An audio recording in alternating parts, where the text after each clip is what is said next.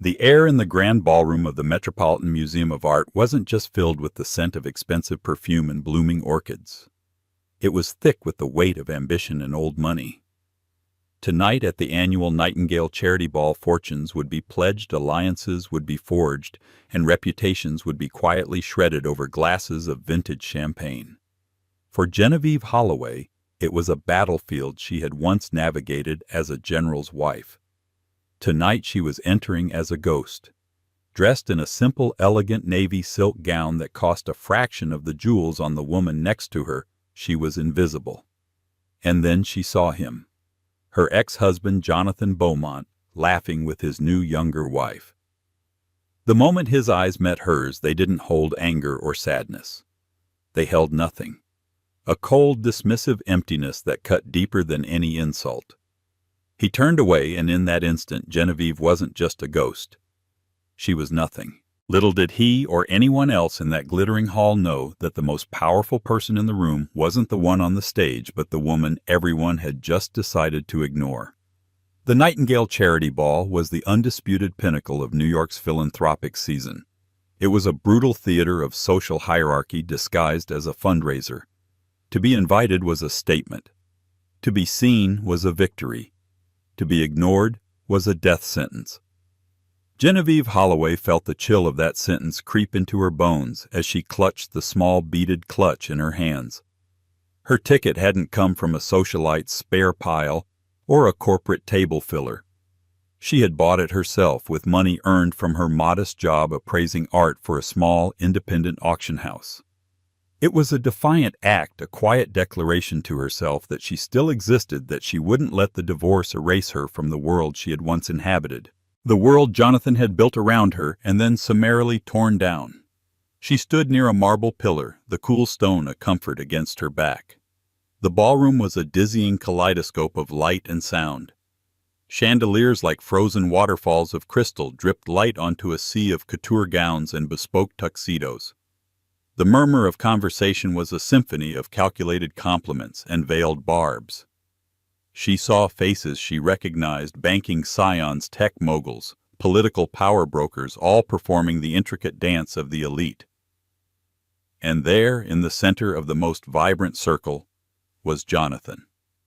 He was born for rooms like this. Tall, with a smile that could disarm regulators and charm investors, he radiated an effortless confidence that Genevieve now knew was a meticulously crafted facade. At his side, clinging to his arm, was Brittany Davenport. Her dress was a confection of pale pink tulle and diamonds, a stark contrast to Genevieve's understated navy silk. She was 25, a decade younger than Genevieve, with the bright, unlined face of someone who had never known a day of real struggle. As if sensing her gaze, Jonathan looked up. His eyes, the same ones that had once promised her forever, scanned right over her, then did a double take. A flicker of annoyance crossed his perfect features. He leaned down and whispered something to Brittany. Brittany's perfectly glossed lips curled into a smirk. She turned her eyes, sweeping over Genevieve's dress with theatrical disdain. It was a dismissal, so complete, so public, it felt like a slap. They didn't approach her. They didn't need to. The message was sent, and the surrounding socialites received it loud and clear. Genevieve Holloway is no longer one of us. She is an outcast. The temperature around her seemed to drop. A woman who had co-chaired a committee with her just 2 years ago, a Mrs. Lancaster, met her eyes for a brief second before turning sharply to her companion. Her laughter a little too loud. A man who had once drunkenly complimented Genevieve's knowledge of Impressionism at one of Jonathan's dinner parties now stared straight through her as he passed. Each averted gaze, each stiff back was a fresh wound. This was Jonathan's power. He didn't need to scream or shout. He could kill you with silence. He had methodically cut her out of their shared world, rebranding their history with him as the charismatic victim, and her as the unstable, ungrateful wife who couldn't keep up. Genevieve took a steadying breath, her fingers tightening on her clutch. She wouldn't run. That's what he wanted. She had come here for a reason, to prove to herself she could stand in the same room as her past and not shatter. She spotted a familiar, kindlier face near the silent auction tables. Dr. Peterson, her old art history professor from Columbia, a man who had always encouraged her academic passions. He was the one who had written her a letter of recommendation for her current job. Seeing him was a small anchor in this hostile sea. She made her way towards him, a genuine smile gracing her lips for the first time that evening. "Dr. Peterson." The elderly man turned his eyes, lighting up in recognition. "Genevieve. My dear, what a pleasant surprise. I haven't seen you since—" He trailed off, the unspoken divorce hanging in the air. "It's been a while," she said warmly. "It's so good to see you." "And you," he said, though his eyes darted nervously over her shoulder towards Jonathan's glittering circle. He was standing with the museum's acquisitions director, a notoriously snobbish man named Gregory Finch. "I was just admiring the lots they have for auction." Genevieve began, trying to steer the conversation to safe ground. "The Degas sketches—" Before she could finish, Gregory Finch's wife, a woman draped in emeralds, drifted over. "Robert," she said, completely ignoring Genevieve and taking Dr. Peterson by the arm. "Gregory wants your opinion on the new security measures for the East Wing. We simply must pull you away." Dr. Peterson shot Genevieve an apologetic look, a flash of pity in his eyes that was almost worse than the open contempt. "Forgive me, Genevieve." He was absorbed into the group, which immediately closed ranks, turning their backs to her. She was alone again, the snub even more painful for its proximity to a moment of kindness. The message was clear. Any association with her was a liability. She was radioactive. A ghost at the feast, a reminder of a story the victors had already rewritten. She felt a familiar crushing weight on her chest, the same weight she'd felt for the last 5 years of her marriage. She retreated to the edge of the room, finding a small, unoccupied alcove behind a large floral arrangement. From here she could watch without being seen, a spectator to her own social execution. Watching Jonathan hold court, it was hard to remember the man she had first met. He wasn't a Beaumont of the Boston Beaumonts then. He was just Jonathan, a fiercely ambitious junior analyst at a rival investment bank. They'd met at a dreary industry conference in Chicago. He was funny, laser-focused on her, and made her feel like the most interesting person in the world. He was captivated by her passion for art history, a field so different from his world of numbers and risk. "You see stories in paintings," he'd told her over dinner, his eyes alight with admiration. "I just see assets. Teach me how to see what you see." And she did. She took him to museums, explained the nuances of chiaroscuro in a Caravaggio, the raw emotion in a Rothko. He seemed to drink it in. He encouraged her to pursue her master's degree at Columbia, boasting to his friends about his brilliant, cultured girlfriend. She believed he valued her intellect, her unique perspective. She was wrong. He was just valuing a potential asset. The change was subtle at first, beginning after they got married, and his career began to skyrocket. Her expertise, once a source of fascination, became a cute hobby. "You don't really need to work, darling," he said one evening shortly after his first big promotion. He had just bought them a sprawling Park Avenue apartment. "Your job is to make this place a home to host the right people. That's a full-time job. It's more important for my career than the few thousand you make cataloging old paintings." She resisted at first, but he was persuasive. He framed it as a partnership. His success would be their success. Reluctantly, she left her junior position at the Met. Her days, once filled with research and history, were now filled with selecting caterers, approving floral arrangements, and remembering which CEO's wife was allergic to shellfish. She was good at it. She had a natural grace and a genuine interest in people that made their parties legendary. She was the perfect corporate wife, and she was miserable. Her world began to shrink. The money was his. She had an allowance deposited into a joint account he monitored. Once she spent $2,000 on a rare first edition book on Florentine art without consulting him. The ensuing argument wasn't a shouting match. It was worse. It was a cold, quiet lecture in his study where he calmly explained the concept of unapproved expenditures, as if she were a wayward employee. Jen, this isn't about the money, he said, his voice maddeningly patient. It's about respect for our financial goals. This book doesn't contribute to the Beaumont brand. The Beaumont brand became his mantra. It dictated the clothes she wore, classic, expensive, not too flashy, the friends she kept only those who could be strategic assets, and the opinions she expressed always aligned with his. He slowly, skillfully isolated her from her old university friends, calling them academically charming but commercially irrelevant. The final, deepest cut was his mockery of her passion. He started a small art collection guided by her recommendations. She poured her heart into it, finding promising young artists and undervalued historical pieces. The collection grew in value, and he took all the credit. At parties, he would stand in front of a painting she had spent weeks researching and pontificate on its merits, using the very words she had used to explain it to him. If she tried to add a detail, he'd cut her off with a patronizing smile. "Let's not bore our guests with the dusty details, darling." She had become another one of his assets, a beautiful, well-educated accessory locked in a gilded cage. The divorce was brutal.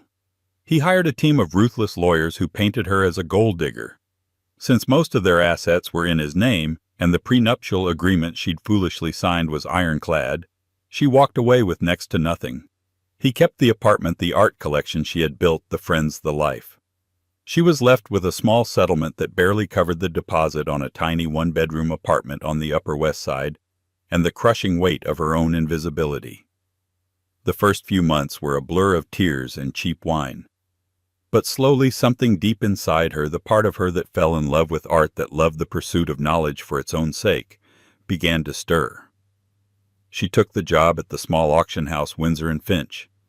It was a step down from the Met, but it was hers. She found joy again in the quiet, dusty work of authenticating a piece, of tracing its provenance through history. She was rebuilding her life piece by painful piece. Coming to the ball was supposed to be the final piece, a way to face the past and prove that she had survived it. But as she stood in her lonely alcove, the familiar feelings of worthlessness he had so expertly cultivated threatened to overwhelm her. He hadn't just divorced her, he had tried to unmake her. And as she watched him charm the room, she had to admit he had almost succeeded. From her hiding spot, the ballroom was a stage, and she was watching a play in which she had no part. The orchestra swelled, playing a generic, pleasant melody that served as a soundtrack for networking. Waiters in crisp white jackets moved like phantoms through the crowd, their silver trays laden with champagne flutes and delicate canapes. Genevieve's gaze kept returning to Jonathan. He was in his element, moving from group to group, a handshake here, a meaningful laugh there. He was speaking with Walter Cunningham, a notoriously ruthless private equity titan.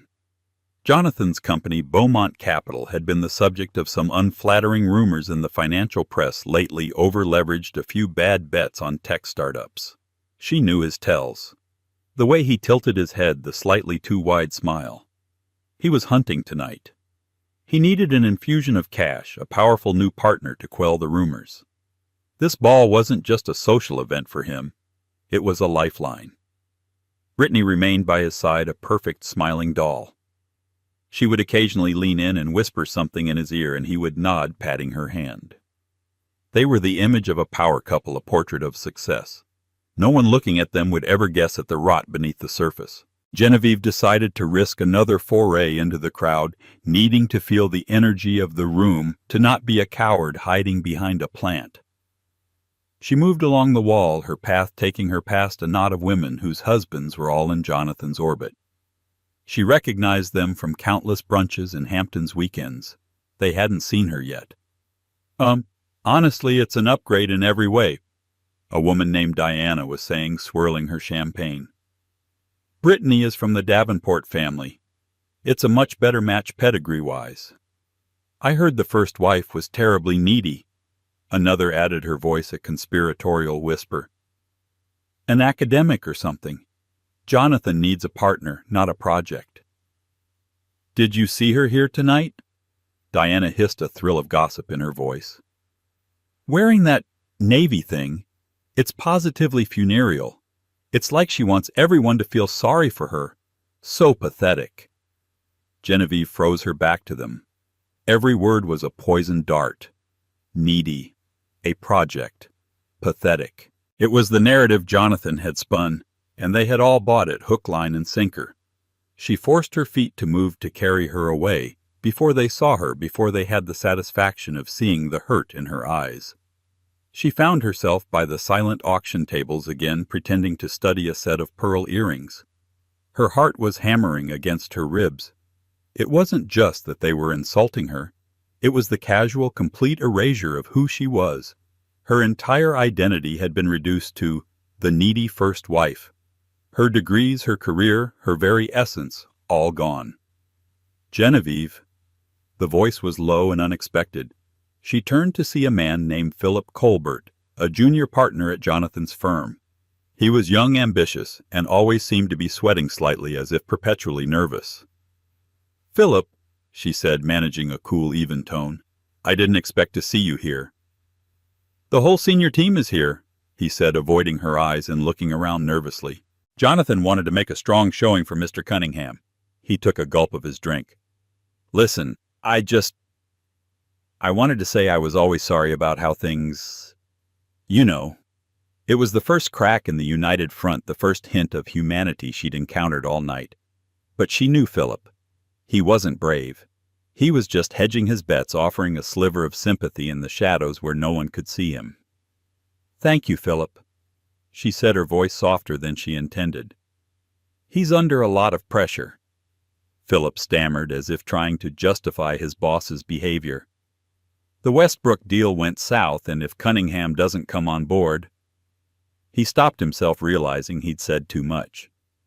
"Anyway, good to see you looking well." He scurried away as quickly as he'd appeared, melting back into the crowd. But his words lingered. The Westbrook deal went south. So the rumors were true. Jonathan wasn't just schmoozing. He was desperate. The knowledge didn't bring her the satisfaction she might have expected. It just made the whole spectacle feel even more hollow, more tragic.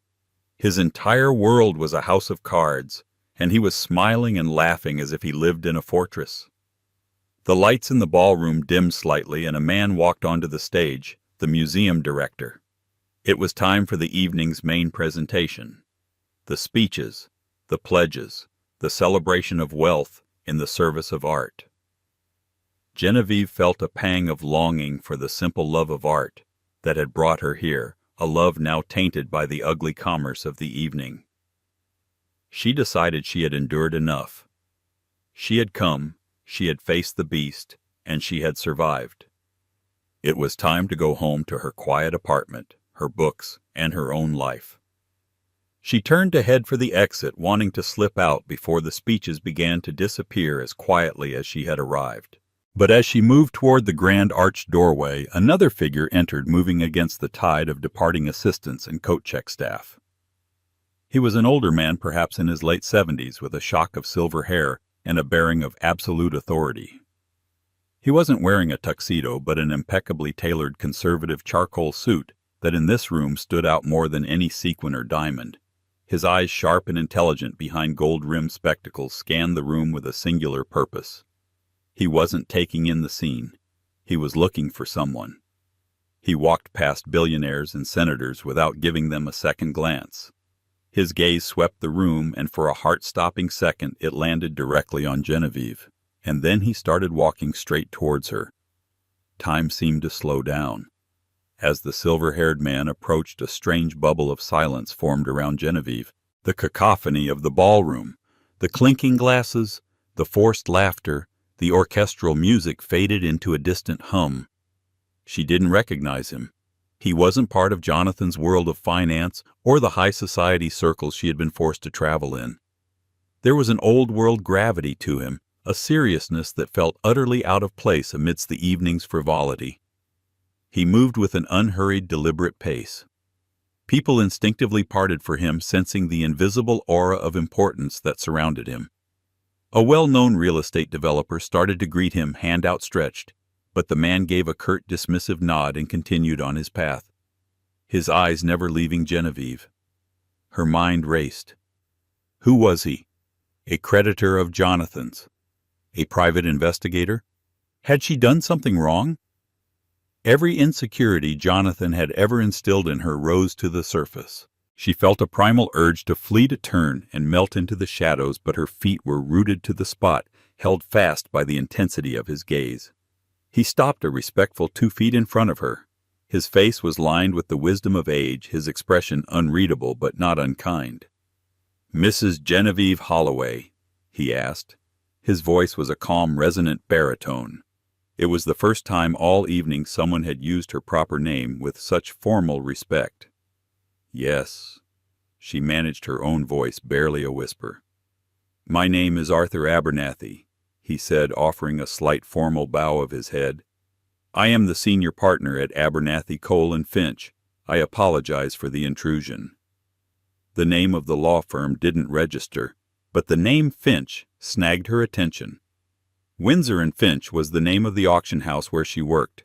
It was likely a coincidence. New York was full of Finches. "How do you know who I am?" she asked, her confusion overriding her fear. "I was given a very specific description," Mr. Abernathy said, a faint ghost of a smile touching his lips. "And I was told to look for the one person in the room who seemed to appreciate the art more than the cocktails." He gave a subtle nod toward a small Monet on the far wall, a piece she had been admiring earlier. His observation was so astute, so specific, that it disarmed her completely.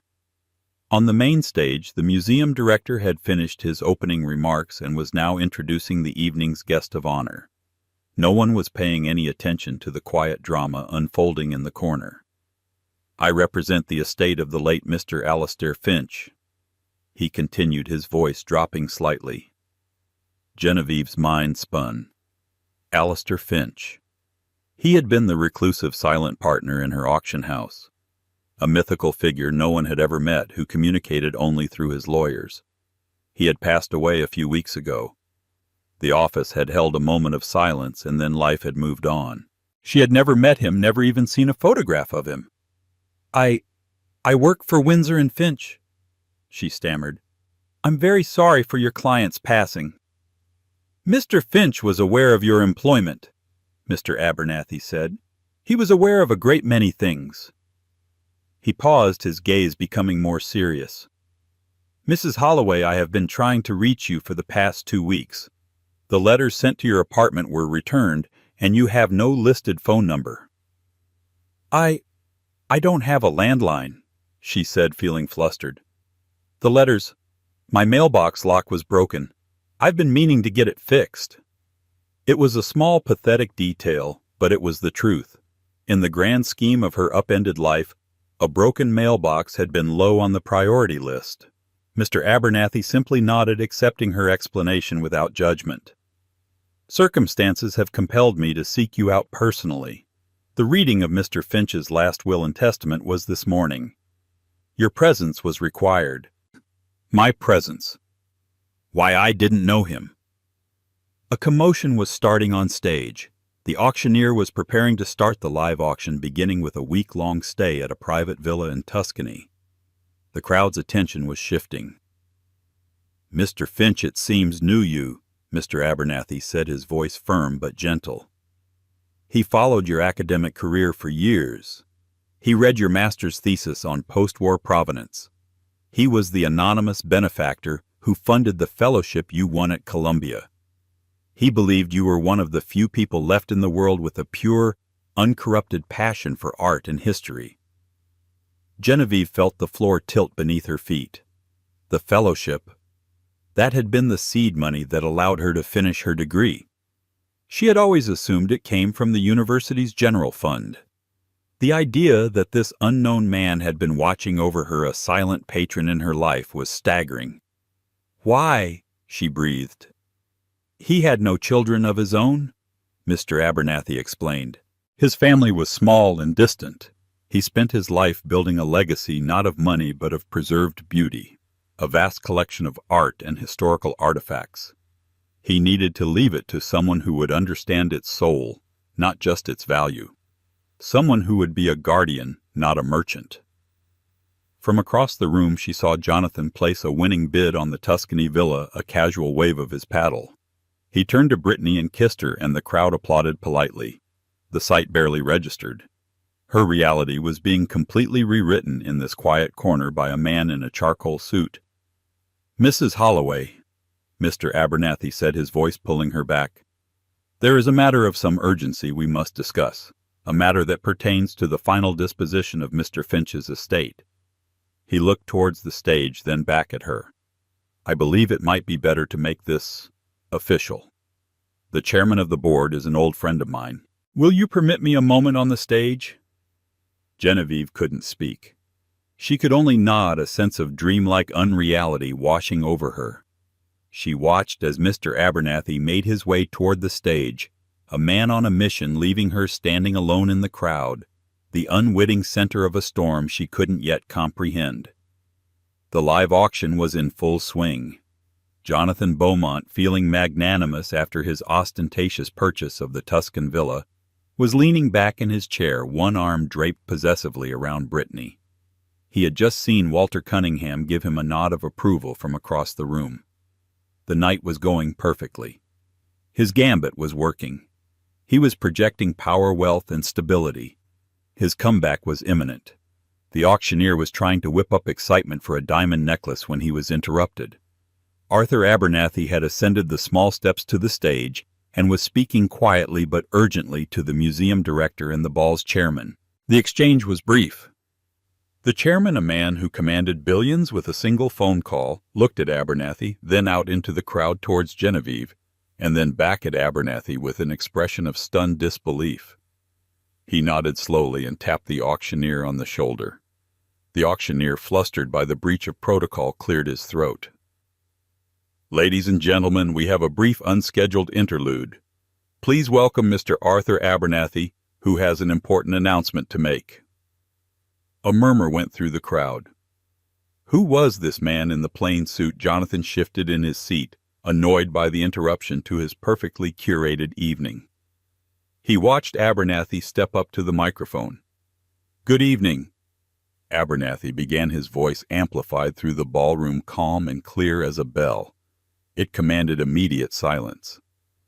"My name is Arthur Abernathy. I am the executor of the estate of the late Mr. Alistair Finch." The name sent a ripple through the room. Alistair Finch was a legend, a ghost in the machine of global finance and art collection. Everyone knew of him, but no one knew him. He was rumored to be one of the museum's largest yet most private benefactors. "As many of you know," Abernathy continued, "Mr. Finch was a devoted but intensely private patron of the arts. His final wish was that his privacy be honored, but he also included a specific codicil in his will to be enacted at this very event, an institution he so dearly loved." Jonathan leaned forward, slightly intrigued despite himself.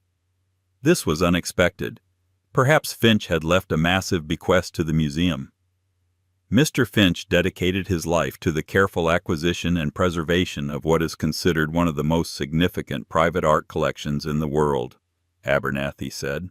His estate also includes controlling interests in Finch Global Corp., extensive real estate holdings, and a diversified portfolio of securities. The disposition of this estate has been his primary concern for the past decade.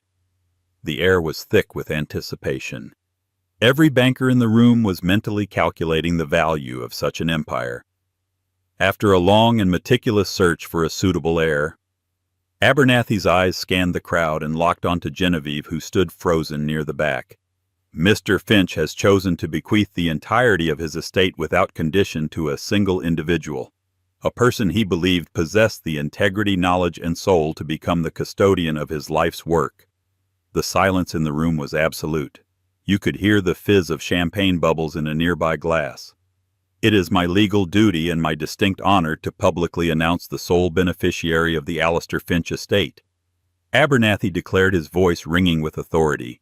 He raised his hand and pointed directly at the woman in the simple navy dress. "Mrs. Genevieve Holloway." For a full 10 seconds nothing happened. The name just hung in the air, meaningless to most. Then a collective gasp swept through the ballroom. Heads swiveled. 1,000 pairs of eyes searched for the woman who had been named. They found her standing alone, her face pale in the dim light, looking as stunned as they were. Jonathan Beaumont's smile froze on his face. He blinked, certain he had misheard. Genevieve. His Genevieve impossible. It had to be another Genevieve Holloway. But Abernathy wasn't finished. "The estate," he announced as if delivering a verdict, "which includes the Finch collection, all corporate assets and liquid capital, has a current certified net value in excess of $2.7 billion. The sound that followed was a physical shockwave of noise. Gasps turned into frantic whispers. Champagne glasses clattered. On the stage, the museum director's jaw was slack. $2.7 billion. The number echoed in the cavernous space, an impossible, life-altering figure. Jonathan felt the blood drain from his face. His vision tunneled until the only thing he could see was Genevieve standing there as a spotlight of 1,000 stares descended upon her. The woman he had mocked. The woman he had discarded. The project. The needy wife. The woman he had publicly humiliated not 30 minutes ago. Brittany beside him was sputtering. "What, who? Her, it's a joke, right? Jonathan, tell me it's a joke." But it wasn't a joke. The look on Arthur Abernathy's face was one of grim finality. He stepped away from the microphone and began to descend the stairs, making his way back towards Genevieve, the crowd parting before him like the Red Sea. The ghost at the feast had just become the queen. And the king, Jonathan Beaumont, felt his throne turn to dust beneath him. The aftermath of the announcement was chaos. The carefully constructed artifice of the gala shattered into a million pieces. The polite murmur was replaced by a roar of excited, incredulous chatter. Cell phones emerged from glittering purses, their screens lighting up faces as people frantically Googled Alistair Finch and Genevieve Holloway. The press photographers, who had been lazily snapping pictures of socialites, suddenly surged forward, their flashes firing like a strobe light, all aimed at the still frozen figure in navy silk. Genevieve felt a strange sense of detachment, as if she were floating above her own body, watching the scene unfold. $2.7 billion. The number was abstract, nonsensical. It didn't feel real. More real was the sudden suffocating press of people. Mrs. Lancaster, the woman who had cut her dead earlier, was suddenly at her elbow, her face a mask of fawning concern. "Genevieve, my dear, I had no idea. How absolutely marvelous. We must have lunch. You simply must tell me everything." Gregory Finch, the snobbish acquisitions director, pushed his way through, his wife trailing behind him. "Mrs. Holloway," he boomed, his voice oozing a sycophancy that was nauseating. "A true connoisseur has been recognized. I speak for the entire museum when I say how thrilled we are to have such a discerning custodian for the Finch legacy." People she hadn't spoken to in years were surrounding her, touching her arm, thrusting business cards into her hands. They were all talking at once, their voices a meaningless torrent of congratulations and invitations. They didn't see her. They saw the number. They saw the power. Through a gap in the crowd she saw Jonathan. He was on his feet, his face a ghastly shade of white. His carefully maintained mask of control had crumbled, replaced by a raw, naked expression of utter disbelief, and something else. Panic. He started pushing his way toward her, his movements clumsy and desperate. Genevieve," he called out, his voice strained. But before he could reach her, Mr. Abernathy was there, flanking her like a Secret Service agent. Two other men, clearly security, materialized out of nowhere and formed a quiet but impenetrable barrier. "I think Mrs. Holloway has had enough excitement for one evening," Mr. Abernathy said calmly to the clamoring crowd. Jonathan finally broke through the inner circle of sycophants, his eyes wild. He stared at Genevieve, and in that moment she saw the full arc of their lives together in his expression, the initial flicker of greed, the swift calculation of what her new status meant for him, and the dawning, sickening horror of what he had thrown away. "Jen, we need to talk," he pleaded, his voice hoarse. This is incredible. I don't understand." Brittany was right behind him, her beautiful face twisted in a mask of rage and jealousy. "What did you do? she hissed at Genevieve, her voice low and venomous. "Who did you sleep with to get that?" The crassness of the accusation was so shocking it snapped Genevieve out of her stupor. A cold, clear anger cut through her confusion. She looked at Brittany, then at the desperate, pathetic man she used to love. She really saw them for the first time, small, grasping people terrified of losing their place in a world built on illusion. She looked Jonathan dead in the eye. She didn't raise her voice. She didn't need to. "There's nothing to talk about, Jonathan," she said, her voice steady and clear. "You and I have said everything that needs to be said." His face crumpled. "But our history, what we had, she said the words sharp and precise, "was an arrangement that suited you. The arrangement is over." The finality in her tone struck him silent. He looked around, seeing the faces of his peers, his potential investors, all watching this public implosion.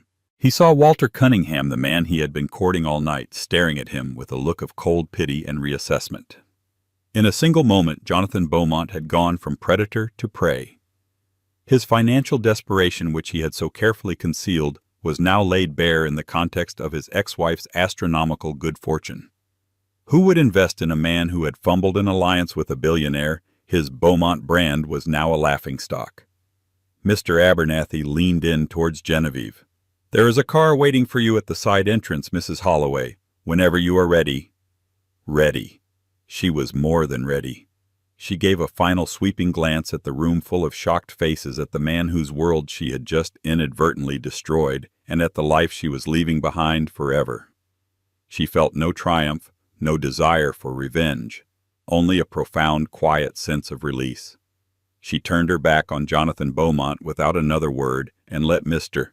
Abernathy guide her through the parting sea of people towards the door and her new, unimaginable future. Following Mr. Abernathy was like walking in the wake of a ship. The crowd parted their whispers, following her like a rustle of leaves.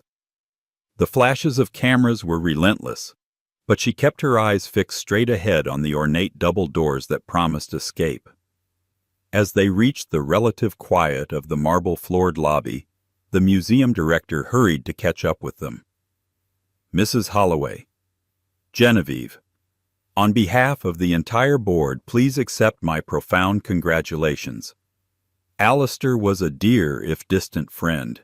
He chose well. If there is anything at all the museum can do for you, you have only to ask." The man who an hour ago wouldn't have recognized her was now offering her the keys to the kingdom. Genevieve paused, turning to face him. The shock was receding, replaced by a nascent sense of clarity and purpose. She thought of Alistair Finch, the mysterious man who had seen her when no one else had. He hadn't just given her money. He had given her a responsibility, a legacy. "Thank you, Director," she said, her voice resonating with a newfound confidence she didn't know she possessed. Mr. Finch was a passionate believer in making art accessible. In honor of his memory and to begin my stewardship of his legacy, I would like to pledge a donation from the estate of $50 million to the museum's educational and outreach programs. The director's jaw dropped. $50 million. It was a staggering sum, one of the largest single donations in the museum's history. Furthermore, Genevieve continued, her voice gaining strength, "I will be personally overseeing the creation of the Alistair Finch Fellowship for Provenance Research to support young academics in the field, the very field Mr. Finch supported for me." She glanced briefly at Dr. Peterson, who was standing nearby, looking at her with tears of pride welling in his eyes. It was a masterstroke. In less than a minute, she had transformed herself from a stunned heiress into a formidable philanthropist. She wasn't just a recipient of fortune, she was a wielder of it. She had seized control of her own narrative, defining herself by her actions, not by the shock of her inheritance. Mr. Abernathy allowed himself a small, proud smile. "The car is just outside Mrs. Holloway." They stepped out of the museum's side entrance into the cool night air. The chaos of the gala was a distant noise. Waiting at the curb was not a taxi, but a gleaming black Rolls-Royce Phantom, its engine humming silently. A uniformed driver held the door open for her. Before she got in, she heard one last desperate cry. "Jen!" It was Jonathan. He had somehow slipped past the security and run out after her. He stood on the sidewalk, his tuxedo rumpled, his face etched with desperation. The powerful, confident man was gone, replaced by a ghost of his own making. "Please, Jen, don't do this," he begged, taking a step towards her. "We can fix this. I made a mistake. A terrible mistake." Genevieve looked at him, the man who had systematically dismantled her self-worth, who had cast her aside for a younger, wealthier model, now begging for scraps from her table. There was no anger left. There was no hatred. There was only a vast empty space where her love for him used to be. "Goodbye, Jonathan," she said, her voice soft but final. She slid into the plush leather interior of the Rolls-Royce. The door closed with a solid, satisfying thud, sealing out the sounds of her old life. As the car pulled away from the curb, she looked through the tinted window. Jonathan stood on the sidewalk, a solitary, shrinking figure under the glow of a street lamp, watching his past, his future, and his last chance at redemption drive away into the New York night. Genevieve Holloway did not look back. She was facing forward towards a dawn that was entirely her own. The silence inside the Rolls-Royce was profound. It was a dense, heavy quiet insulated from the city's symphony of sirens and horns. The streetlights of Manhattan slid across the polished wood interior, casting fleeting glows on Genevieve's hands, which were clasped tightly in her lap. Outside the tinted windows, the world she knew, the world of walk-up apartments, crowded subways, and careful budgets, rushed by, already feeling like a distant country. For several minutes neither she nor Mr. Abernathy spoke. Genevieve stared unseeingly at the passing city, her mind a whirlwind of numbers and emotions. $2.7 billion. $50 million. The words echoed, but the reality behind them remained elusive, like a dream she couldn't quite grasp. The adrenaline that had carried her through the confrontation with Jonathan and the impromptu press conference was beginning to fade, leaving a tremor in its wake. "Are you all right, Mrs. Holloway?" Mr. Abernathy asked, his voice gentle, cutting through her reverie. Genevieve turned to look at the kind, serious man beside her. "I'm not sure what I am," she answered honestly, her voice a little shaky. "It doesn't feel real. I keep expecting to wake up." "I assure you this is very real," he said with a small, reassuring smile. He reached into his leather briefcase and pulled out a thick, cream-colored envelope sealed with dark red wax, bearing the imprint of a stylized F. "Mr. Finch anticipated you might feel this way. He instructed me to give this to you on the evening you were informed of your inheritance. He wanted you to hear it from him in his own words." Genevieve took the envelope. The paper was heavy, expensive. Her name, Genevieve Holloway, was written across the front in a strong, elegant script. Her fingers trembled as she broke the seal. Inside was a single folded sheet of stationery. "My dear Mrs. Holloway," the letter began. "If you are reading this, then my long search is over and my life's work is in your hands. Forgive the dramatic nature of this introduction. I have always been a private man, and I felt it was better to let my legacy speak for me. For years I have followed your work. I read your paper on the restitution of stolen art after World War II, and was struck not by its academic brilliance alone, but by its moral clarity. In a world that sees art as a commodity, you see it as a piece of the human soul, a testament to history that must be honored. When your husband, your ex-husband now I trust, began acquiring his collection, I watched as you guided him with a purity of taste he could never comprehend. He bought names, you found beauty. I have no family to whom I could entrust my collection. They see only the price tags. I needed a guardian, not an heir. Someone who understands that the value of a thing is not what it costs, but the story it tells. I did not give you this fortune to make you rich, Mrs. Holloway, although you are now exceedingly so. I gave it to you to empower you to do what you were always meant to do, to protect, to preserve, and to champion our shared history. The money is merely a tool to that end. It is a shield and a sword. Use it to defend beauty from the cynics and the merchants. Do not be intimidated by the scale of it. Trust your instincts. They are the finest I have ever encountered. Welcome to your new life. Do good work." It was signed simply, Alistair Finch. Tears welled in Genevieve's eyes as she finished reading. They were not tears of shock or sadness, but of a profound, overwhelming sense of being seen. After years of being diminished and dismissed, of having her passion treated as a frivolous hobby, this man she had never met had understood the very core of who she was. The inheritance was not a lottery ticket. It was a calling. "He was a remarkable man," Mr. Abernathy said quietly, having given her the space to read. "I wish I could have met him," she whispered, folding the letter carefully and clutching it to her chest. "To thank him." "In a way you will," the lawyer replied. "You will meet him in every painting in the collection and every decision the Foundation makes." The car was slowing now, turning onto Fifth Avenue. It pulled to a stop before one of the most prestigious pre-war buildings on the block, a grand limestone edifice with a green canopy and a doorman in full livery. "Where are we?" Genevieve asked, her voice filled with confusion. Her own apartment was dozens of blocks uptown and a world away in status. This was Mr. Finch's primary residence, Mr. Abernathy explained as the driver came around to open her door. "It is now yours. We took the liberty of having your personal effects from your apartment discreetly moved here this afternoon. We felt you would not wish to return there." The thought of her small, worn-out apartment with its broken mailbox and leaky faucet felt like a lifetime ago. Stepping out of the car, she looked up at the towering building. The doorman, a distinguished man with graying temples, stepped forward and tipped his hat. "Good evening, Mrs. Holloway," he said, his tone one of quiet, respectful welcome. "We have been expecting you. Welcome home." Mr. Abernathy gestured toward the ornate lobby doors. "This is your new beginning, Genevieve." Taking a deep breath, clutching the letter from Alistair Finch like a talisman, Genevieve walked through the doors. She was no longer a ghost at the feast.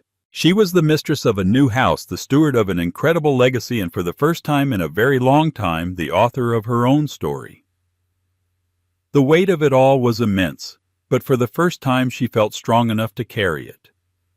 And so, Genevieve's story isn't just about going from rags to riches. It's a powerful testament to the quiet strength that resides in all of us, even when the world tries to convince us we are invisible.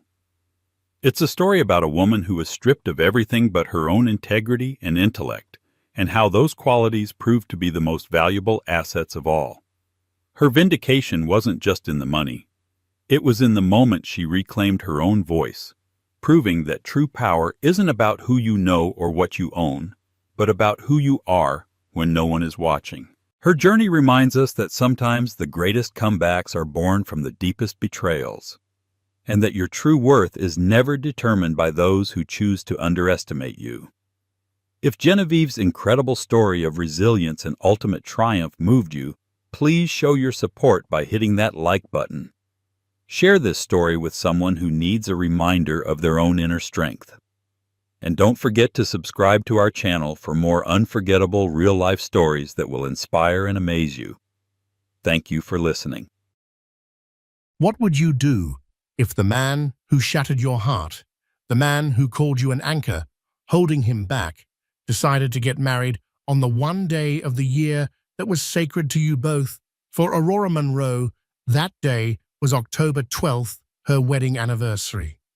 The invitation wasn't just an insult, it was a declaration of war on her memory. But Declan Peterson made a fatal miscalculation. He assumed his ex-wife was still the broken woman he'd left behind. He had no idea she was about to RSVP in a way that would not only crash his wedding, but shatter his entire carefully constructed new world. The invitation arrived on a Tuesday, nestled between a catalogue for Italian leather goods and a bill from the architectural firm. It was thick, creamy cardstock, the kind that whispers of expense and occasion. Aurora Monroe ran a manicured finger over the embossed lettering, her heart giving a painful, familiar lurch. Mr. and Mrs. Gerald Miller request the pleasure of your company at the marriage of their daughter Sophie Miller to Mr. Declan Peterson. And there at the bottom, the date that felt like a deliberate poisoned dart, Saturday the 12th of October. Their anniversary. 5 years they had been married. 10 years they had been together. October 12th wasn't just a date. It was a cornerstone of her life, a day she had once believed was etched into the stars. Even after the divorce, a messy, brutal affair that had flayed her soul raw, the date remained sacrosanct. She'd spend it quietly, sometimes with her sister, sometimes alone, a day of somber reflection on the woman she used to be. Now Declan was taking that too. He wasn't just moving on. He was bulldozing the ruins of their shared history to build his new life on top of them. A bitter laugh escaped her lips, sounding foreign in the minimalist quiet of her penthouse apartment overlooking Central Park. Of course he was. It was so quintessentially Declan, grandiose, selfish, and utterly thoughtless. The divorce had been 2 years ago. The words he'd used still echoed in her mind during her weaker moments. "You're not ambitious enough, Aurora. You're comfortable. You're an anchor, and I'm a ship meant for the open sea." He had made her feel small, as if her dreams of building her interior design firm brick by painstaking brick were quaint hobbies compared to his vague, bombastic ambitions in the world of finance. He'd painted her as the reason his career hadn't skyrocketed, the quiet domestic weight holding back his ascent. The irony was so thick she could choke on it. In the 2 years since he'd cut the anchor, her firm, Monroe Interiors, had exploded. She'd landed a feature in Architectural Digest, secured contracts with 2 boutique hotel chains, and was now in negotiations to design a series of luxury lofts in Dubai. She wasn't just successful. She was thriving in a way she never could have when a part of her energy was constantly being diverted to soothe his fragile ego. She dropped the invitation on the marble island, the sharp clack echoing in the room. Her phone buzzed. It was a picture message from Maxwell. He was standing on a tarmac in Geneva, a breathtaking backdrop of the Swiss Alps behind him, grinning into the camera. The text read, "Closed the deal. The prototype is officially ours. Celebrating with fondue. Wish you were here. Home tomorrow. J." A genuine smile touched Aurora's lips, the first one since opening the mail. Maxwell Lancaster, the man who had walked into her life 6 months ago like a calm, steady sunrise after a long, violent storm.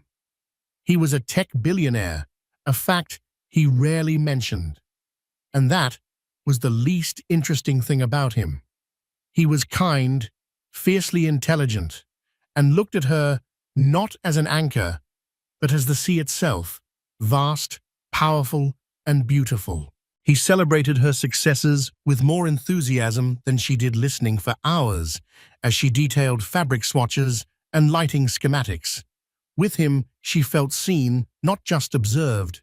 She picked up the invitation again, the anger returning, but this time it was different. It wasn't the hollow ache of a victim. It was a cold, clarifying fire. Declan didn't know who she was anymore. He still saw her as the woman who cried for a week after he left, the woman who had to sell their shared brownstone because she couldn't bear the memories.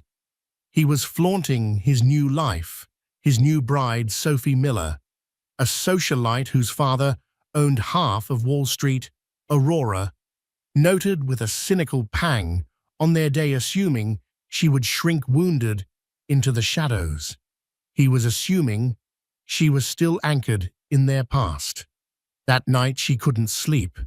She paced the length of her apartment, the glittering panorama of New York City, a silent witness to her turmoil. The city had been their playground. They'd had their first date at a small jazz club in the village. He'd proposed on the Bow Bridge in Central Park on a crisp autumn afternoon, just like this one. His ghost was everywhere. For 2 years, she had worked to exorcise him. She'd poured her pain, her anger, her resilience into her work, and it had paid off. She had built a fortress around her heart with steel and glass and success. But this invitation was a battering ram threatening to breach the walls. Going was out of the question. It was masochistic. It was handing Declan the victory, showing up alone, a spectre at his feast. It would confirm every condescending, pitying glance from his family and friends who had always thought he was too good for her. Not going felt like defeat.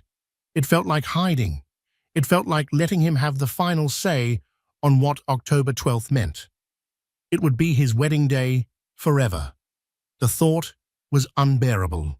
She found herself in her home office, scrolling through the social media profile of Sophie Miller. It was a curated gallery of perfection.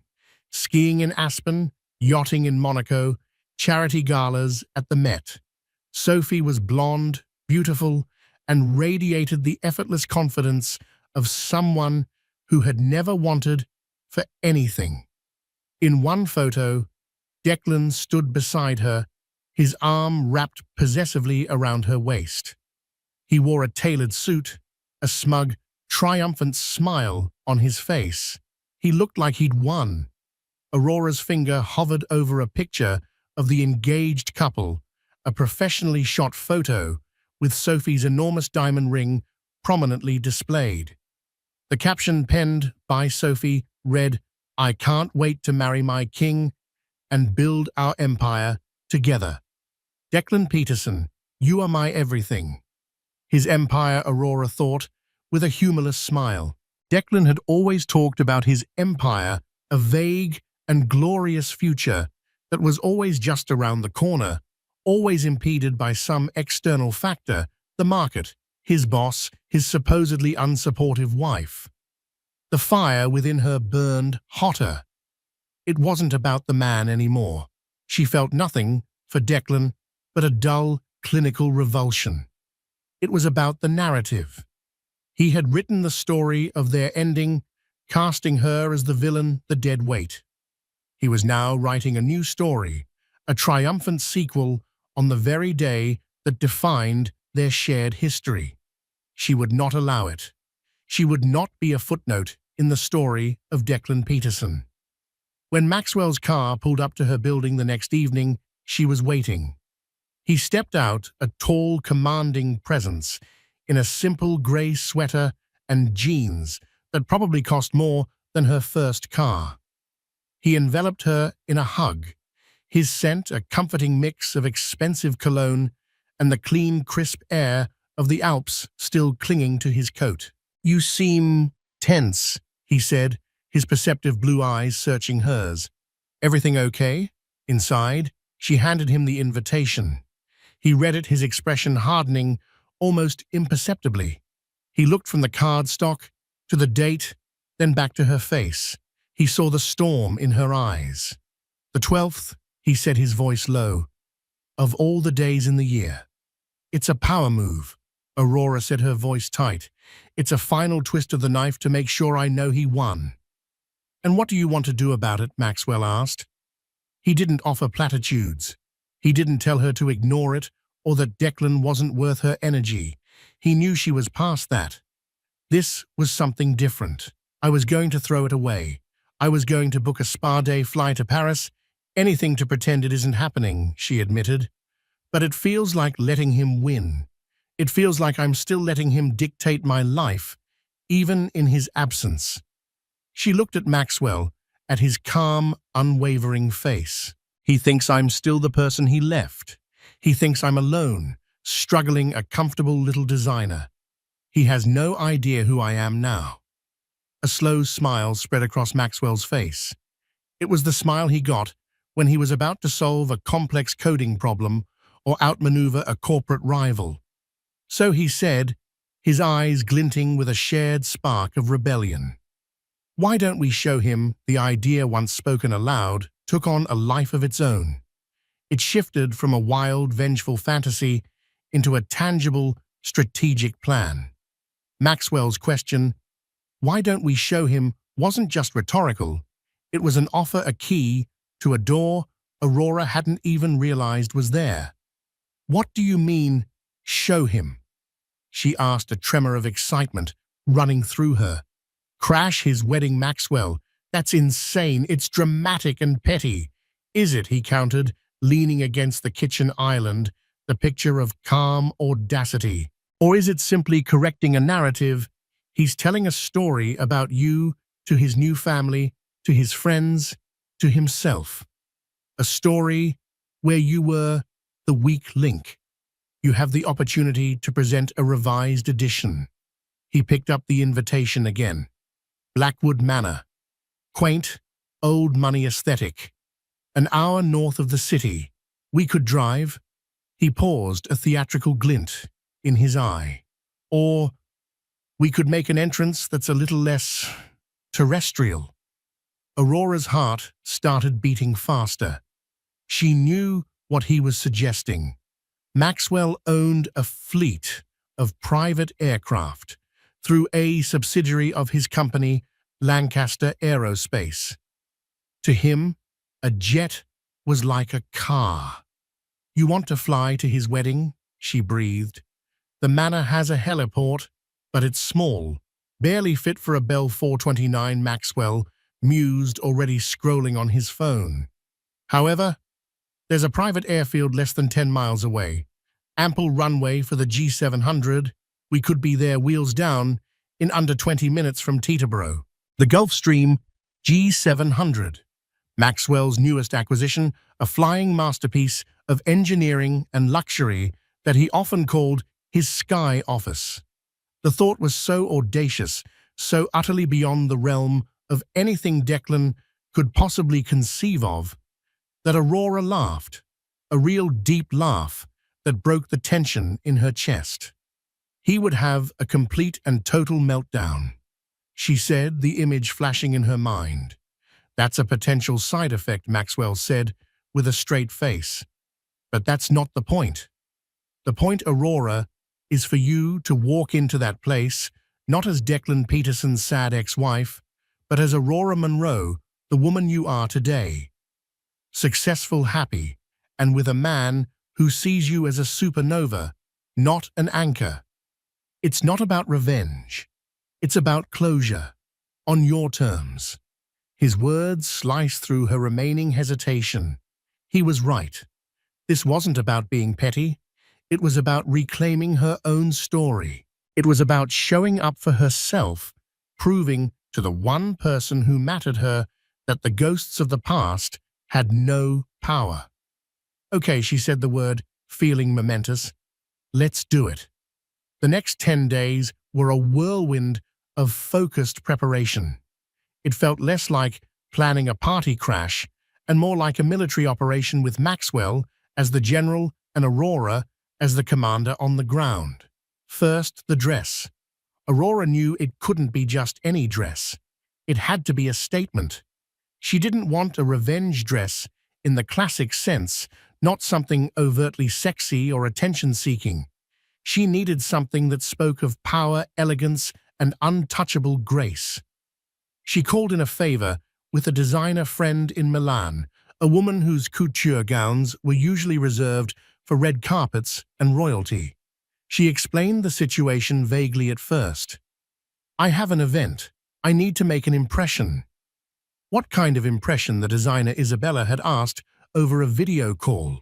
Like I own the world, but I'm too busy to be bothered with the paperwork, Aurora replied.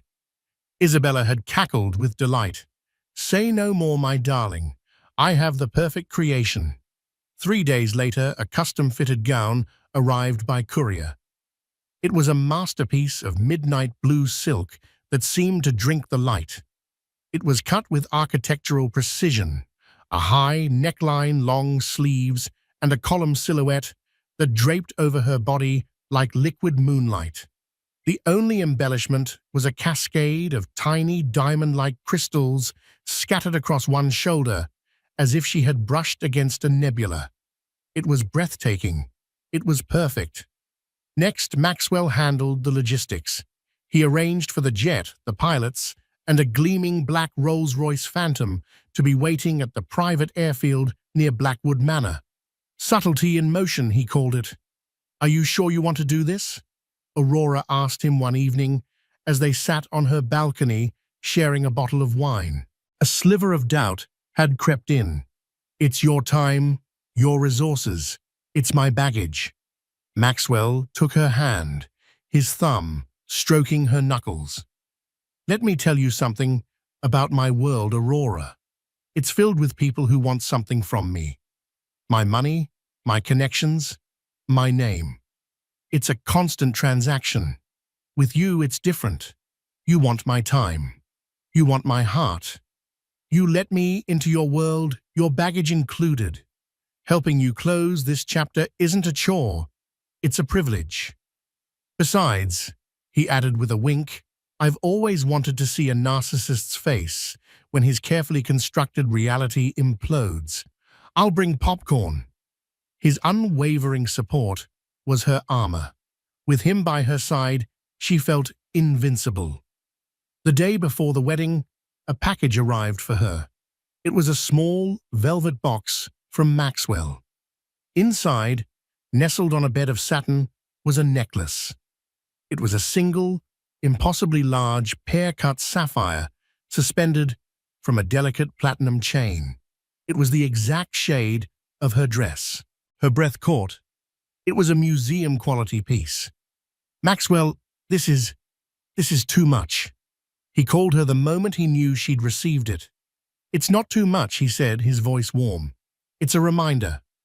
That man gave you costume jewelry and empty promises. I just wanted you to wear a piece of the sky." On the morning of October 12th, Aurora woke up, not with the familiar dread, but with a strange electric calm. There was no sadness, no painful nostalgia. It was just a date. A day for a new memory to be forged. She spent the morning at her office, signing off on the Dubai project drafts. Her focus was sharp, her mind clear. She was Aurora Monroe, CEO of a thriving company. Declan Peterson was a footnote from a previous chapter. By late afternoon, the transformation began. A hair and makeup artist recommended by Isabella worked silently and efficiently. Her hair was swept up into a sleek, intricate chignon. Her makeup was understated but striking, emphasizing her eyes, making them look like polished obsidian. When she finally slipped into the midnight blue gown, she hardly recognized the woman in the mirror. This was not the girl who had married Declan Peterson. This was not the woman who had crumbled when he left. This was someone else entirely. Someone forged in fire. Maxwell arrived looking impossibly handsome in a bespoke Tom Ford tuxedo. He stopped dead in the doorway, his eyes sweeping over her. "Aurora," he breathed, his voice filled with genuine awe. "You are transcendent." He held out his hand, and as she took it, he fastened the sapphire necklace around her neck. The cool weight of it against her skin was a final click of a lock sealing her resolve. "Ready to go?" he asked. She took a deep breath, meeting his gaze in the mirror. "Ready." The flight to Teterboro was silent and swift. As they boarded the Gulf Stream, the sheer scale of the moment hit her. The cabin was larger than her first apartment, all cream leather and polished mahogany. The flight attendant offered them champagne. As the jet engines spooled up with a powerful rising whine, Aurora looked out the window at the setting sun, painting the sky in hues of orange and purple. She thought of Declan down on the ground, probably adjusting his tie basking in the adoration of his guests, completely oblivious. He thought he was the ship meant for the open sea. He had no idea a hurricane was coming. Blackwood Manor was exactly as Aurora had pictured it, a sprawling Tudor-style estate that tried very hard to project an air of old-world aristocracy. Manicured lawns, ivy-covered stone walls, and a long, winding driveway lined with ancient oak trees. As the Rolls-Royce Phantom glided silently up the drive, Aurora could see the main house ablaze with light, the cheerful sounds of a string quartet drifting through the crisp autumn air. Guests in their finest attire mingled on the flagstone patio, champagne flutes in hand. It was a scene of carefully curated elegance, tasteful, expensive, and utterly predictable. The wedding ceremony was scheduled for 5:30 p.m. Just as the sun began to set, Maxwell had timed their arrival for 6:15 p.m., perfectly positioned to intercept the post-ceremony, pre-reception cocktail hour. It was the moment of maximum social visibility. Their approach, however, had begun 10 minutes earlier. The first sign that something was amiss in the world of Blackwood Manor was a sound. It started as a low, distant hum, a vibration felt more than heard. It wasn't the familiar thwump-thwump of a helicopter, but a deeper, more powerful roar that seemed to come from the sky itself. The string quartet faltered mid-Mozart. Guests paused their conversations, tilting their heads, their brows furrowed in confusion. The sound grew swelling from a hum to a full-throated roar that rattled the antique window panes and vibrated through the soles of their expensive shoes. It was the sound of pure, unadulterated power. Heads turned, eyes scanning the darkening sky. And then they saw it. Banking gracefully over the Hudson River Valley, its landing lights cutting through the twilight, was the sleek, unmistakable shape of a Gulfstream G700. It was impossibly large, impossibly close. It flew with a majestic, predatory grace, its silver fuselage catching the last rays of the setting sun. It was so out of context for this quiet, bucolic setting that it felt like a scene from a movie. The jet didn't land at the manor, of course. It continued its elegant descent towards the private airfield a few miles away, its thunderous passage a herald of something to come. The whispers started immediately. What on earth was that? Did you see the size of it? Whose jet is that? Does someone here know the president? Inside the main hall, Declan Peterson was at the peak of his glory. He had just exchanged vows with Sophie Miller. He was now officially connected to one of New York's wealthiest families. His financial troubles were a thing of the past. He stood with his new wife, his hand possessively on the small of her back, accepting congratulations. His mother, Margaret Peterson, a woman with a perpetually pinched face and disapproving eyes, hovered nearby, beaming with pride for the first time in years. Such a wonderful ceremony, Declan, a guest gushed. And Sophie, you look radiant. Declan's smile was wide and practiced. Thank you. We're just so thrilled to start our life together. It's a new beginning, a real ascent. He loved that word. Ascent. It was then that the low growl of a high-performance engine replaced the fading roar of the jet. The Rolls-Royce Phantom, black as a starless night, pulled to a stop at the manor's grand entrance. It was a vehicle that commanded attention, not through noise, but through its sheer imposing presence. A valet, his eyes wide with a mixture of awe and panic, scrambled to open the passenger door. The first thing the guests on the patio saw was a leg, long, elegant, clad in a sheer stocking, and ending in a stiletto that looked like it was carved from obsidian. Then Aurora Monroe emerged. A collective, hushed intake of breath seemed to suck the air from the patio. She rose from the car, not like a person, but like an event. The midnight blue gown flowed around her, the crystals on her shoulder glittering like a captured constellation. The sapphire at her throat was a point of deep cold fire. Her hair was a sculpted masterpiece, her face serene and unreadable. She didn't look angry or vengeful. She looked like she was bored with gods. She paused for a moment, her eyes scanning the stunned crowd with a look of cool, mild appraisal. Then Maxwell stepped out from the other side. If Aurora was the queen of the night, he was her king. The Tom Ford tuxedo fit him like a second skin. He radiated an aura of quiet, unassailable confidence.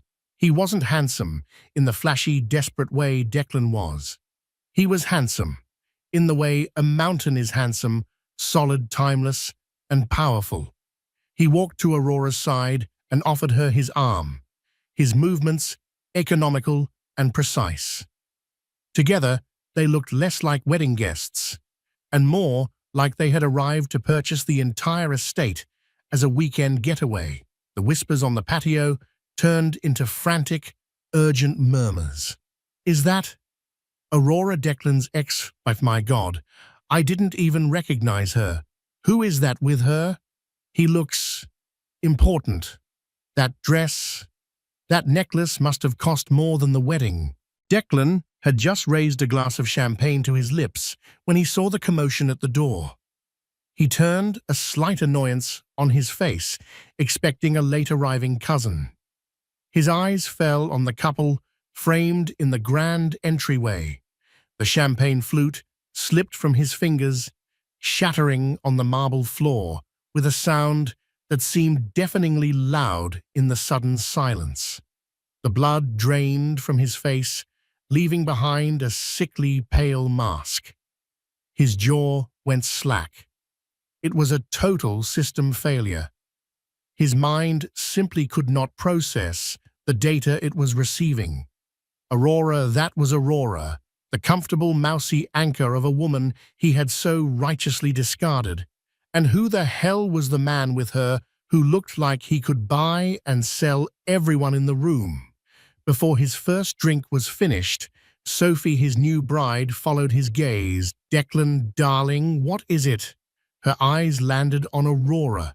A flicker of confusion, then recognition, then a gathering storm of feminine indignation. What is she doing here? Aurora and Maxwell began to move, gliding through the parted sea of guests with an unhurried grace. They weren't crashing. They were gracing the event with their presence. Aurora's eyes finally found Declan's across the crowded room. She gave him a small, polite smile, a smile one might give to a vaguely familiar waiter.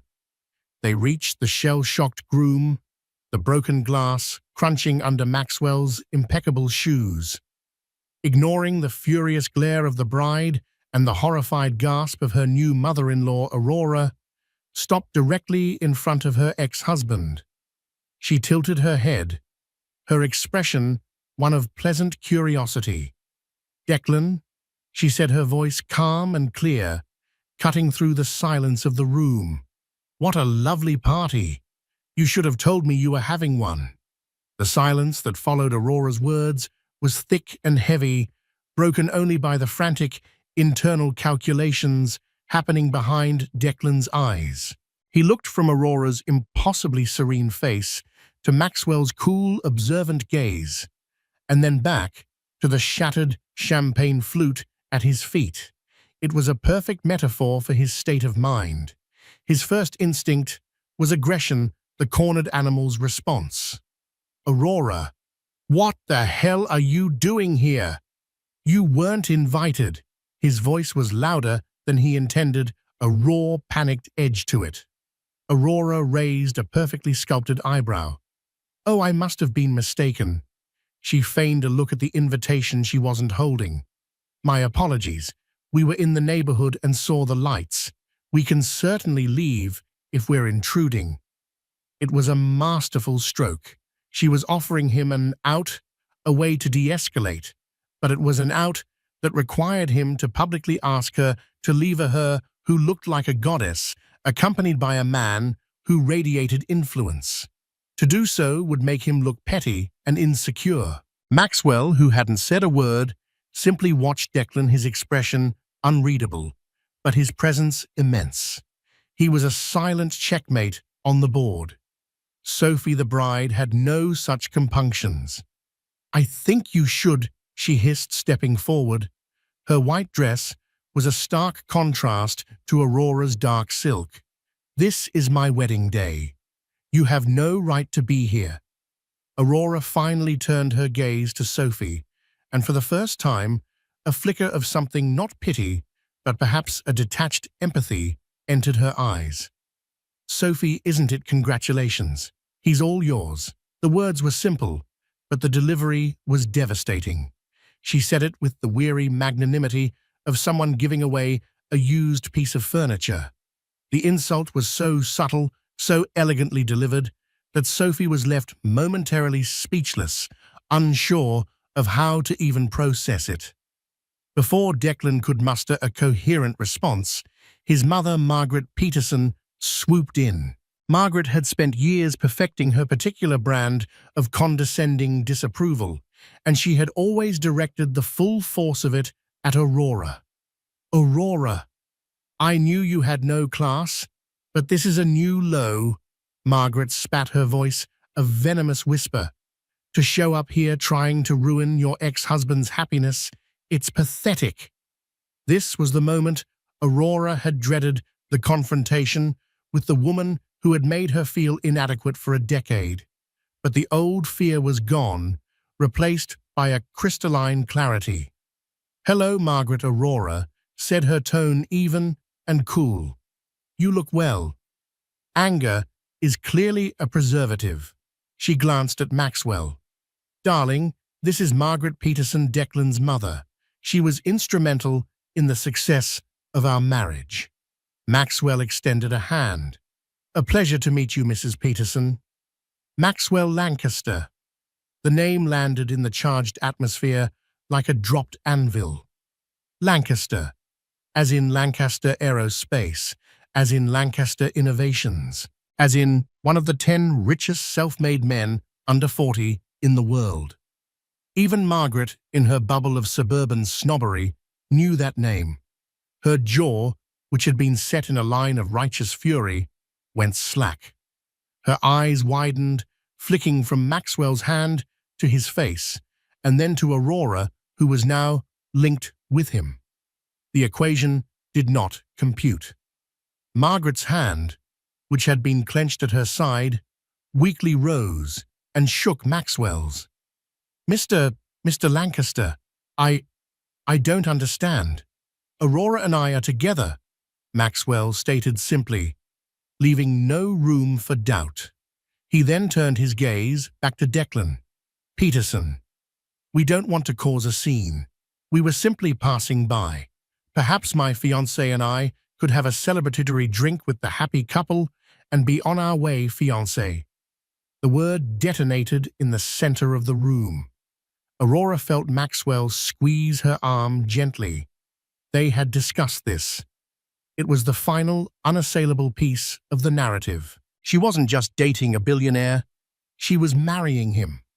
The sapphire around her neck wasn't just a gift, it was a promise. Declan stared his face, a kaleidoscope of shocked jealousy and pure, unadulterated rage. Fiancé, the woman he had cast off as dead weight, was engaged to Maxwell Lancaster. It was a cosmic injustice. It defied the laws of the universe as he understood them, a universe that was supposed to revolve around him. The guests, who had been trying their best to pretend they weren't listening, were now abuzz with the revelation. The story was rewriting itself in real time. This wasn't a pathetic ex trying to spoil a wedding. This was a phoenix, risen from ashes Declan didn't even know he'd created, arriving with a dragon in tow. Trapped Declan had no choice but to play the gracious host. Of course, he choked out, forcing a smile that was more of a grimace. Let's let's all have a drink." He led them towards a small private study off the main hall, away from the prying eyes of the guests. The four of them, a groom in turmoil, a furious bride, a serene ex-wife, and her billionaire fiancé, entered the room. The air was thick with unspoken history and imminent conflict.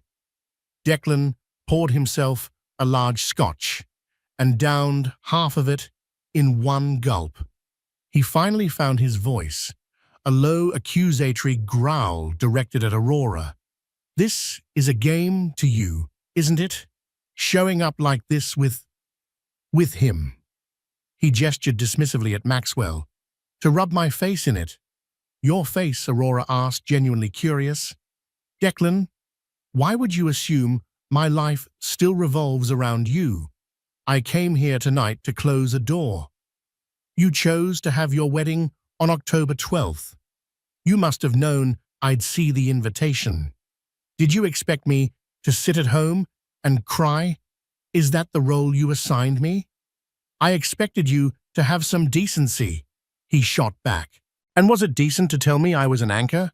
she replied, her voice dropping, losing its public coolness, and taking on a sharper, more personal edge. "Was it decent to dismantle my self-worth so you could walk away guilt-free? I spent years believing you, Declan. Believing I was the reason you weren't soaring. It was the truth he insisted, his desperation making him reckless. Look at you now. You only manage this." He waved a hand at her dress, her necklace, "because you latched onto someone richer. It's the same thing.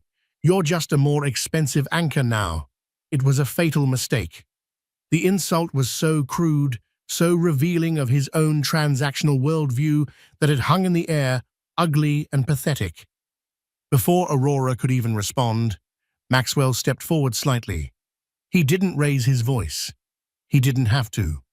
"Mr. Peterson Maxwell," began his voice, a quiet, lethal calm. "You seem to be under a few misapprehensions.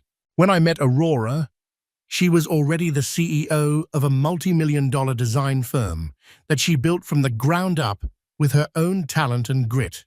She had already secured the Dubai contracts that I assure you are worth more than this entire estate. I am not the source of her success. I am merely the man lucky enough to be by her side. You, on the other hand..." Maxwell paused, letting the silence stretch. He gave Declan a slow, deliberate, head-to-toe look of appraisal, the kind one gives to a faulty piece of equipment. "I've seen your file," Maxwell continued, his voice dropping even lower. "When Aurora mentioned your name, my security team did a routine background check. It's standard procedure for anyone who enters our lives. The debt from your failed crypto ventures, the margin calls you barely met by borrowing against your parents' retirement fund. Your ascent in finance seems to have been more of a free fall." Declan's face went from pale to ashen. He looked like he'd been physically struck. "You have no right. Don't talk to me about rights." Maxwell cut him off, the steel in his voice, now unmistakable. "You left a woman like Aurora, and you tried to break her spirit on the way out. Now you stand here in a suit probably paid for by your father-in-law, in a venue paid for by your father-in-law, about to accept a job you didn't earn from your father-in-law, and you have the audacity to call her an anchor." Every word was a perfectly aimed shot. Sophie, who had been watching with righteous anger, now had a flicker of confusion and doubt in her eyes. She looked at Declan, then at Maxwell, then back at Declan, searching his face for a denial. She found none. She only saw the panicked, guilty sweat beading on his forehead. The first crack in the facade of her perfect king had appeared, and it was starting to spread. The silence in the study was no longer just tense. It was suffocating. Maxwell's words hung in the air, each one a damning indictment that stripped away Declan's carefully constructed persona. Declan stood exposed not as a titan of industry, but as a desperate man in a rented suit. Sophie was the first to break the silence. Her voice was small, uncertain, a stark contrast to her earlier fury.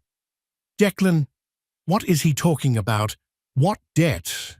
Declan rounded on her, his panic curdling into desperate anger. "He's lying. Sophie, can't you see what this is? She's brought him here to ruin our day, to plant these lies." But his denial was weak, his eyes shifty. He couldn't meet her gaze. He couldn't meet anyone's. Aurora watched him, a strange sense of detachment washing over her. The anger she had held on to for so long was dissolving, replaced by a cold, clear pity. He wasn't the formidable man who had crushed her spirit. He was just a boy in a man's body, terrified of being found out. "It's not a lie, is it, Declan?" she said softly. It wasn't an accusation. It was a statement of fact. "I remember the late nights, the frantic phone calls you tried to hide. I remember you selling off the stocks my grandfather left me, telling me it was for a guaranteed investment. I just never put it all together. I believed you when you said it was my fault, that my lack of vision was stressing you out." She took a step closer, her voice remaining low and steady, a stark contrast to his unraveling composure. "The story you told me about me being an anchor, that was never the truth. The truth is your ship was already sinking, wasn't it? You weren't cutting an anchor. You were jumping onto the nearest lifeboat." She glanced at Sophie, whose hand had flown to her mouth, her eyes wide with dawning horror. The lifeboat had a name. "No," Declan snarled, cornered. He turned back to Aurora, his face contorted with a venomous resentment.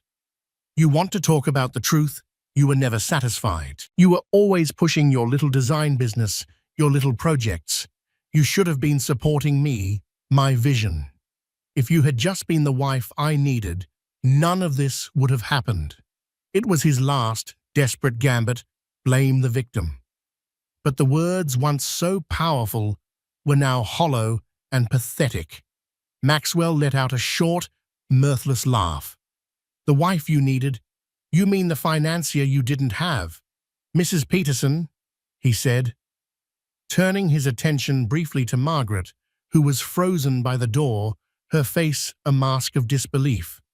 "You must be proud." But the final devastating blow didn't come from Maxwell or Aurora. It came from Sophie. Her initial shock had hardened into a cold, terrifying clarity. The little inconsistencies she had overlooked, the vague answers Declan gave about his business, his eagerness to have her father handle all their finances, it all clicked into place. The man she had just married wasn't a king building an empire. He was a refugee seeking asylum from his own failures. "My father," Sophie said, her voice trembling but clear. "The vice president position at his firm. The one he offered you as a wedding gift. Was that part of the deal, Declan?" Declan's face crumpled. The fight went out of him, replaced by a desperate, pleading look.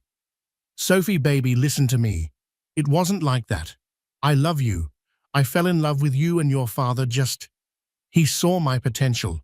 He wanted to help." "Help you?" Sophie's voice rose, laced with hysteria. "Help you by paying off your debts? Was that it was I, the bailout package? Was our marriage a business transaction?" "No, of course not," he pleaded, reaching for her. She recoiled as if his touch were toxic. "Don't lie to me. Not anymore." Tears streamed down her face, ruining her perfect makeup. "That jet that flew over here, all those whispers from the guests, they were all looking at me, pitying me, the stupid rich girl who bought herself a husband." The raw, ugly truth of her words hung in the air. Declan had no response. His silence was a confession. This was the moment Aurora had unknowingly been waiting for. Not a moment of revenge, but of complete and utter vindication.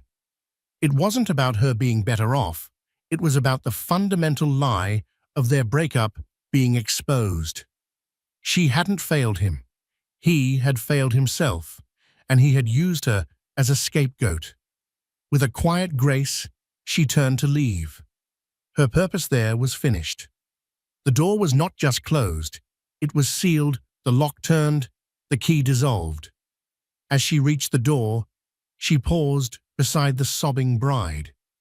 For a moment, she saw not the snooty socialite, but another woman who had been deceived by Declan's charm. On impulse, she spoke, her voice devoid of triumph, filled only with a quiet finality. "For what it's worth," Aurora said, "I don't think you're stupid. I think you just believed him. I did too, for a very long time." Sophie looked up, her tear-filled eyes meeting Aurora's. In that moment, there was a flash of understanding between two women who had occupied the same space in a man's dishonest world. Then Aurora and Maxwell were gone, stepping out of the suffocating study and back into the main hall. The string quartet had resumed, playing a brave but futile attempt to restore normalcy. But the atmosphere was irrevocably changed. The guests fell silent again as Aurora and Maxwell passed their expressions, a mixture of awe, pity, and frantic excitement. They were witnesses to a legend in the making. They didn't look back as they exited the manor. They didn't need to hear the shouting that erupted from the study.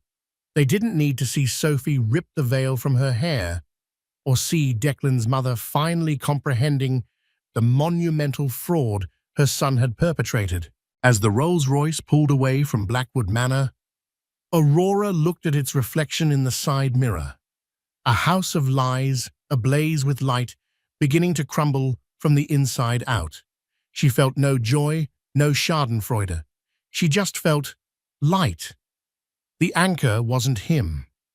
It had been the story he'd made her believe, and now she was free of it. The ride back to the private airfield was silent, but it was a comfortable, shared silence. Aurora leaned her head against the plush leather of the Rolls-Royce, the lights of passing cars painting fleeting patterns across Maxwell's stoic profile. The adrenaline was beginning to subside, leaving in its wake a profound and bone-deep sense of peace. The G700 was waiting for them on the tarmac, a beacon of otherworldly power in the quiet darkness of the countryside. As they ascended the stairs and the cabin door sealed shut, with a soft hiss, it felt like they were leaving the entire messy terrestrial world behind. Once airborne, the lights of the Hudson Valley spread out below them like a carpet of scattered diamonds. Aurora could just make out a cluster of lights that was Blackwood Manor, a tiny, insignificant speck in the vast darkness. "Are you okay?" Maxwell asked, his hand covering hers. "I am," she said, and she was surprised by the depth of her own sincerity. "I'm better than okay. For 2 years, I've been carrying this weight, this narrative that I was less than, that I wasn't enough. I thought seeing him again would hurt. I thought seeing him happy would break me." She looked out the window at the shrinking lights below. "But he wasn't happy, he was terrified, and I wasn't broken. I was free." She turned to him, her eyes shining with unshed tears, but they were not tears of sadness. "Thank you, Maxwell. Not for the jet, or the dress, or the necklace. Thank you for giving me the support to go back there and find myself again." He brought her hand to his lips. "I didn't give you anything you didn't already have, Aurora. I just cleared the runway." They didn't talk about Declan for the rest of the flight. They talked about the future. They planned a trip to Kyoto to see the cherry blossoms in the spring. He told her about a new philanthropic foundation he was starting for STEM education for girls, and her eyes lit up as she immediately started sketching ideas for the foundation's headquarters on a cocktail napkin. They were two people building something real, looking forward, not back. The aftermath of their visit to Blackwood Manor became the stuff of legend in New York society circles. The story pieced together from the whispers of guests and the loud, furious arguments that followed their departure spread like wildfire. The wedding, for all intents and purposes, ended the moment Aurora and Maxwell left. Sophie Miller, in a spectacular display of wrath, had called her father from the study. The conversation was reportedly short and brutally effective. The vice president position was rescinded. The financial safety net was yanked away. The marriage, not even 3 hours old, was over. Sophie left with her parents that night, leaving a humiliated Declan to face his stunned guests and his aghast mother alone in the monument to his failed ambitions. The annulment was swift and merciless. A few weeks later, Aurora saw a small piece in a business gossip column. Declan Peterson had been forced to declare bankruptcy. His parents had sold their home to cover the debts he had accrued against it. He had fallen from a height that had only ever existed in his own imagination. Aurora felt nothing. It was like reading about a stranger. One crisp December evening, she and Maxwell were walking through Central Park. Snow had just begun to fall, dusting the trees and muffling the sounds of the city. They stopped on the Bow Bridge, the same spot where Declan had proposed to her a lifetime ago. She had once avoided this place, this ghost-filled landmark of her past.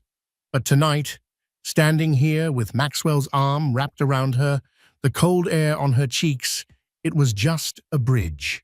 A beautiful bridge in a beautiful city. "You know," she said, looking at the soft flakes landing on his coat. "He proposed to me here." Maxwell looked at her, his expression gentle. "Does it bother you to be here?" She shook her head, a genuine smile on her face. "No, it's just a memory, and it's not the most important one I have of this place anymore." He smiled back, pulling her closer. "Good, because I was hoping to make a new one." And there, on the same spot where her old life had been promised, Maxwell Lancaster got down on one knee in the falling snow and asked Aurora Monroe to be his wife. This time, there were no illusions, no empires, no grand ambitions. There was just a man and a woman grounded in truth, love, and a respect so deep it was the foundation of their world. She said yes, of course. Her answer was as quiet and sure as the falling snow, a promise of a future that wasn't about ascending, but about being truly, deeply, and unshakably home. Aurora's story isn't just about a dramatic wedding crash. It's about rewriting your own narrative. It's about realizing that the people who try to define you are often just projecting their own failures and insecurities. She didn't need a billionaire or a private jet to be powerful. She already was. The grand entrance was just her finally choosing to see herself the way the world was about to. Her real victory wasn't Declan's downfall, but her own liberation from a story that was never truly hers. What did you think of Aurora's ultimate power move? Have you ever had a moment where you had to take back your own story from someone else? Let us know your thoughts in the comments below. We read every single one. If this story of strength and vindication resonated with you, please give this video a thumbs up.